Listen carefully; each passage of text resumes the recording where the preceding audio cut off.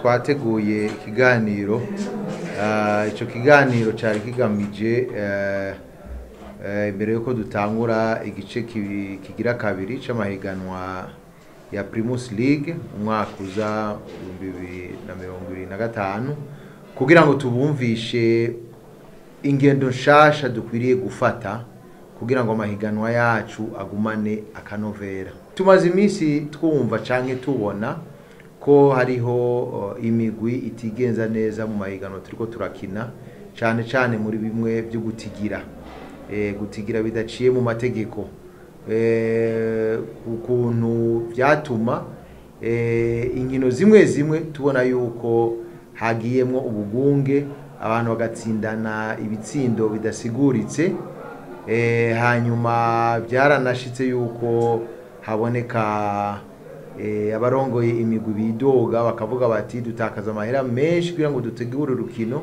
mugabo impera ugasanga urwo rukino turarutsinzwe mu buryo budasiguritse. Tumaze kubibona rero naho rero twaciye tuvuga tuti ibintu birakomeye, harakenewe yuko dufata ingingo zikomeye kugira ngo ibi bintu tubikure mu nzira, inkino zisubire kubandanya gukinwa neza n'akanovera keza.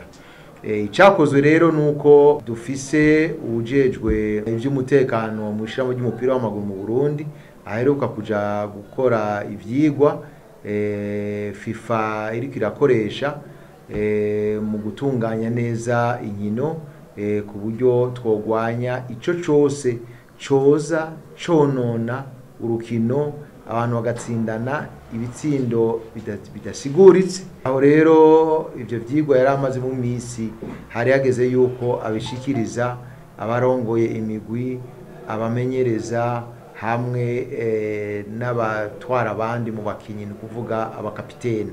Yabasiguriye rero ukuntu biteza kugenda, ukuntu abakinyi bo kwifata, ukuntu abamenyereza bo kwifata, ukuntu imigwi abarongoye imigwi bo kwifata, kugira ngo twese ako karanda dushobore kukagwanya. Twashoboye no gusigura turabereka ingaruka mbi mu gihe ivyo bintu vyobandanya, kuko nkuko mubizi hari ibihugu bimwe n'ibihugu bikomeye, dufate nk'Ubutaliyano, muribuka ko bamaze iminsi myinshi badatwara ibikombe, hajya no kubera yuko imigwi yinjiranywe n'uyo mugera.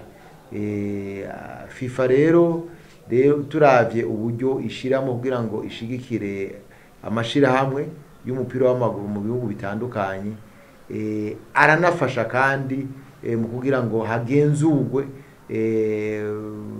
kuraba yuko izo nkino zikinwa mu muco ntangere, ku buryo ama ekipe adatsindana ibitsindo bidasiguritse. Twashoboye no kwerekana yuko mu gihe ivyo vyobandanya bituma inkino zidindira.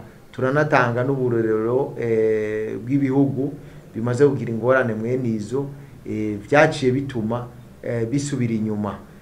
Twebwe rero turavye amikoro dufise ngaha iwacu mu Burundi, tukaraba n'abakinyi ukuntu bamerewe, tuvuga yuko ivyo bintu twobihagarika hakiri kare kugira ngo turabe ko akanovera kosubira kugaruka, kuko bimenyekanye yuko ivyo bintu tubikora ukuri kwamye, inkino zo mu Burundi bigenda uko, ni hahandi uzoca usanga ata muntu numwe asubira kudutumbera ngo aje kurondera umukinyi ngaha mu Burundi, kuko baca bavuga bati kirya gihugu caramaze kwinjirirwa, caramaze kunyegegwa n'umugera w'ibi bintu vya betting byo gutsindana ibintu bidasiguritse, ntawe usubira kudutumbera. Urumva rero umupira uzoca ugenda akagirire ngaha iwacu mu Burundi. Mugabo ndibaza yuko ikiganiro cakozwe catwigishije vyinshi, kandi twizeye neza yuko umwaka ukurikira igihe tuzotangurira igice kigira kabiri, iyo ngeso izoba twamaze kuyisezerera burundu. Amatoza aracabandanya, mugabo nkuko mubizi hari bamaze gufatwa, harimo abakinyi, harimo abamenyereza, mugabo amatoza aracabandanya.